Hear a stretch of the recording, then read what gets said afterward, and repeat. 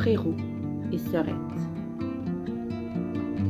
Frérot prit sa sœurette par la main en lui disant « Depuis que notre mère est morte, nous n'avons pas un seul moment debout. Tous les jours, la marâtre nous bat, et si nous voulons nous approcher d'elle, elle nous repousse à coups de pied. Nous n'avons rien à manger que les croûtes de pain qui restent, et le chien, sous la table, est plus heureux que nous. Lui, au moins, il attrape de temps à autre un bon morceau qu'elle lui jette. Pitié de Dieu, si notre mère le savait. Vient-en que nous allions ensemble courir le vaste monde. » Tous les jours, main dans la main, ils cheminèrent à travers champs, à travers prés, ou encore parmi les pierres et les cailloux. Et quand il se mit à pleuvoir, Frérot dit à Sœurette « Dieu pleure en même temps que nos cœurs. » Au soir, ils se trouvaient dans une grande forêt et ils étaient si fatigués par leur lourd chagrin, la faim et le long chemin qu'ils avaient fait, qu'ils se glissèrent dans le creux d'un arbre et s'endormirent tout simplement. Le lendemain, lorsqu'ils se réveillèrent, le soleil était haut déjà, et il faisait bien chaud. « Sœurette, j'ai grand soif, » dit Frérot. « Si je savais où trouver une source, j'irais y boire. Mais je crois bien que j'entends murmurer un ruisseau. » Il prit Sœurette par la main et les voilà partis à la recherche du ruisseau. Or, la marâtre, qui était une sorcière, avait bien vu partir les deux enfants et les avait suivis en cachette en glissant derrière eux comme le font les sorcières, et elle avait ensorcelé toutes les sources de la forêt. Quand donc ils arrivèrent près du joli ruisselet qui cascadait en étincelant sur les pierres, et comme Frérot voulait y boire, Sœurette entendit l'eau qui chuchotait dans son murmure. Le premier qui s'y désaltère est changé en panthère. Le premier qui s'y désaltère est changé en panthère. « Je t'en prie, Frérot, n'y bois pas, » cria-t-elle. « Sinon tu deviendras une féroce panthère et tu me dévorerais. » Si grand soif qu'il eut, Frérot ne but point et dit « J'attendrai une prochaine source. » Mais lorsqu'ils arrivèrent au deuxième ruisselet, Sœurette entendit comme il murmurait « Qui boit un coup devient un loup. Qui boit un coup devient un loup. » « Je t'en supplie, Frérot, n'y bois pas. Sinon, tu serais changé en loup et tu me mangerais. » Il ne but point et il dit « J'attendrai jusqu'à la prochaine source. Mais cette fois j'y boirai, quoi que tu puisses dire, parce que j'ai trop soif. » Et lorsqu'ils arrivèrent à la troisième source, Sœurette l'entendit qui chuchotait dans son murmure « Qui boit mon eau est changé en chevreau. Qui boit mon eau est changé en chevreau. » « Oh, petit frère, je t'en supplie, n'y bois pas. N'y bois pas, car tu serais changé en chevreau sauvage et tu t'échapperais, loin de moi. » Or, Frérot s'était déjà jeté à genoux et penché sur la source où il buvait avidement. Mais dès qu'il eut mouillé ses lèvres d'une seule goutte, il n'y eut plus là qu'un petit chevrillard, ou, comme on dit, un faon. Sœurette pleura sur le pauvre petit être ensorcelé. Son malheureux petit frère et le petit faon pleuraient aussi, tristement, assis près d'elle. « Ne pleure pas, mon cher petit faon, » lui dit-elle pour le consoler. « Je ne t'abandonnerai jamais. » Et elle tira sa jarretière d'or pour la lui mettre en collier. Puis elle tressa une souple laisse d'osier fin pour le mener et le garder à la main. Elle s'en alla ainsi et s'enfonça toujours loin, toujours plus profondément dans la forêt. Et quand ils eurent marché longtemps, ils arrivèrent devant une maisonnette abandonnée. Sœurette regarda à l'intérieur, et, comme elle était vide, pensa « Nous pourrions nous installer ici et y rester. » Aussitôt, elle alla chercher des feuilles et de la mousse pour faire une douce litière au petit faon, et désormais, chaque matin, elle s'en alla ramasser pour elle des baies sauvages, des racines ou des noisettes, et pour le faon, de l'herbe tendre qu'il mangeait dans sa main. Et il se régalait, gambadant gaiement autour d'elle. Le soir, quand Sœurette était bien fatiguée, elle faisait sa prière et posait sa tête sur le flanc doux du faon, s'endormant sur ce tiède oreiller. Ah, si seulement Frérot avait gardé sa forme humaine, qu'ils eussent donc été heureux. Quand ils eurent ainsi vécu un bon bout de temps dans cette solitude sauvage, il advint que le roi de la contrée mena une grande chasse à courre dans la forêt. Cette forêt retentit soudain du son du cor, des jappements heureux des chiens de la meute et des appels joyeux des chasseurs. Pour le jeune Faon, quelle envie et quelle impatience d'entrer aussi dans le jeu. « Ah, laisse-moi aller, Surette, laisse-moi libre d'y courir, » supplia-t-il. Elle ne voulait pas, mais il insista tellement qu'elle finit par y consentir. « Soit, dit-elle, mais promets-moi de rentrer à la maison ce soir. Et comme je garderai ma porte close devant les méchants chasseurs, tu frapperas en me disant « Surette, ouvre-moi » pour que je sache te reconnaître. » Le Faon bondit aussitôt dehors, bien heureux et bien aise de courir à sa guise et de goûter la liberté. Le roi et les chasseurs aperçurent le bel animal et se lancèrent à sa poursuite, courant sans pouvoir le rejoindre, car chaque fois qu'ils croyaient enfin le tenir, il bondissait par-dessus le fourré et disparaissait à leur vue. À la brune, le jeune Faon revint bien vite à la petite maison, frappa à la petite porte et dit « Surette, ouvre-moi ».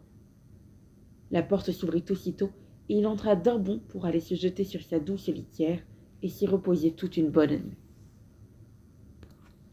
Le lendemain, la grande chasse recommença, et sitôt que le jeune Faon eut entendu sonner le cor et crier les « oh oh » des chasseurs, il ne put plus y tenir. « Surette, supplia-t-il, laisse-moi aller. » Elle lui ouvrit la petite porte en lui recommandant de bien rentrer le soir, sans oublier de lui donner son petit mot de passe. Dès que le roi et les chasseurs aperçurent de nouveau le jeune Faon au collier d'or, ils le prirent tous en chasse et le poursuivirent toute la journée. Mais il était trop vif et trop rapide. Vers le soir, pourtant, ils réussirent à le cerner, et l'un des chasseurs le toucha légèrement au pied. Le Faon leur échappa, certes, mais il boitait, et sa course en était ralentie, si bien qu'un chasseur réussit à le suivre dans sa retraite jusqu'à la maisonnette, où il l'entendit appeler « Surette, ouvre-moi ». Il vit la porte s'ouvrir et se refermer bien vite, juste le temps de le laisser entrer. Notant bien tout dans sa mémoire, il revint vers le roi et lui rapporta ce qu'il avait vu et entendu. Le roi déclara « Nous reprendrons la chasse demain. » Surette avait été très effrayée en voyant que son cher petit Faon avait été blessé. Elle lava le sang de la plaie pour y appliquer des herbes et l'envoya bien vite se coucher pour qu'il se rétablisse. Mais la blessure était si insignifiante qu'il n'y pensait même plus le lendemain matin. Et quand il entendit le joyeux tohu-bohu de la chasse dans les bois, son impatience le reprit, et il dit « Je n'y tiens plus, il faut que j'y aille. » Et ils ne m'attraperont pas de sitôt. Surette fondit en larmes et lui dit « Ils te tueront, et moi qui suis ici toute seule dans la forêt, je serai abandonnée de tous au monde. Non, je ne te laisse pas sortir. Mais j'en mourrai de chagrin si je n'y vais pas, » répondit le jeune Faon. « Je ne peux pas entendre le son du cor sans bondir de mes 4 membres. » Ne pouvant pas faire autrement, Surette finit par lui ouvrir la petite porte. Mais elle avait le cœur bien lourd quand il bondit avec allégresse et disparut dans la forêt. Le roi, quand il le vit, annonça à ses chasseurs « Nous allons le poursuivre tout le jour et jusque dans la nuit s'il le faut, mais que personne ne lui fasse de mal. » Au coucher du soleil, le roi s'écarta et dit aux chasseurs de la veille « Viens maintenant et montre-moi cette maisonnette dans les bois. » Ils y allèrent, et quand il fut devant la petite porte, le roi frappa et dit « Surette, ouvre-moi. » La porte s'ouvrit, et le roi entra pour se trouver devant une jeune fille si belle qu'il n'en avait jamais vu aucune qui lui ressemblât. Elle, de son côté, sursauta de terreur en voyant que ce n'était pas son petit Faon, mais un homme qui était entré et qui avait la tête couronnée d'or. Son regard, pourtant, était tendre, et il lui prit affectueusement la main, pour lui demander « Veux-tu venir vivre avec moi dans mon château et devenir mon épouse chérie ?» « Oh oui, » répondit la jeune fille, « mais si le Faon est avec moi, car je ne l'abandonne pas. »« Il sera avec toi aussi longtemps que tu vivras, » dit le roi, « et il aura toujours tout ce qu'il faut. » Le Faon arriva sur ses entrefaites et entra d'un bond dans la maisonnette. Elle l'attacha à la laisse d'osier qu'elle serra bien fort dans sa petite main, et ainsi ils sortirent tous deux de la petite maison de la forêt. Le roi prit la jolie demoiselle en croupe sur son cheval et la ramena dans son château, où les noces furent célébrées en grande pompe. Elle fut donc madame la reine, et ils vécurent dans le bonheur longtemps ensemble. Le petit faon au collier d'or était choyé et dorloté, gambadant à son aise dans le parc du château. Or, la méchante belle-mère, à cause de laquelle il s'en était allé dans le vaste monde, croyait pendant ce temps que Sœurette avait été mangée par les bêtes sauvages dans la grande forêt, et que Frérot, devenu jeune faon, avait été tué par les chasseurs.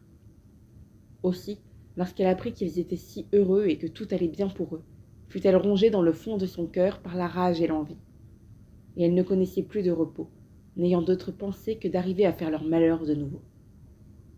En outre, sa propre et véritable fille, qui était laide comme la nuit et qui n'avait qu'un œil, lui en faisait un blâme et répétait « Être reine, c'est un bonheur qui devait me revenir à moi. » « Patience, ma fille, lui disait la vieille avec une joie mauvaise. Quand le moment sera venu, sois sûre que je ne perdrai pas mon temps. Or, le moment vint, en effet, que la jeune reine mit au monde un beau garçon.